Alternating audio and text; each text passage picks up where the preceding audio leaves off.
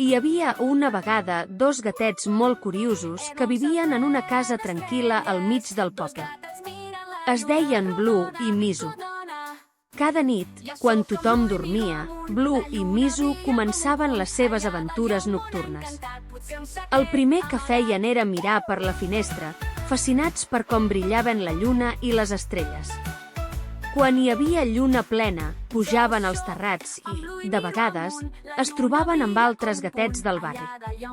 Tots junts miraven al cel en silenci.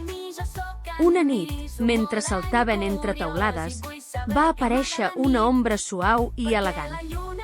Era una òliba de plomes brillants i ulls savis. «Hola, petits observadors», va dir amb veu dolça. «Soc Aramis, l'òliba guardiana del cel nocturn». Blue i Misu es van mirar sorpresos. «Ens pots explicar què és la lluna?», va demanar Blue. «I les estrelles també?», va afegir Misu. L'òliba va obrir les ales i va bufar suaument. Un ventet màgic que els va envoltar. Algunes nits l'òliba els pujava als gats a les seves ales i volaven pel cel. Fins que un dia... «Agafeu-vos fort», va dir, «aquesta nit us portaré a conèixer la lluna». Van volar per damunt dels arbres fins que van arribar molt amunt. Davant seu hi havia una figura lluminosa i rodona amb un somriure dolç. Era la lluna. «Benvinguts, Blue i Misu», va dir amb veu càlida. «Fa temps que us observo». Els gatets es van quedar bocabadats. La lluna parlava. «Jo il·lumino la nit perquè no tingueu por», va dir. «Faig que la foscor sigui bonica».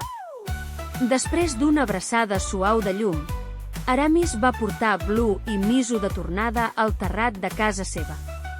La lluna els va fer una picada d'ullet. «Bona nit, petits observadors del cel».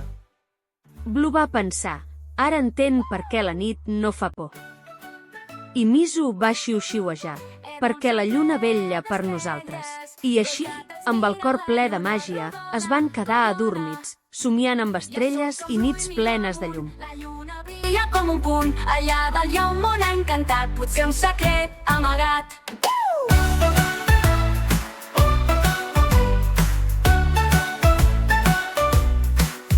Jo sóc en Blue i miro amunt, la lluna brilla com un punt, allà dalt hi ha un món encantat.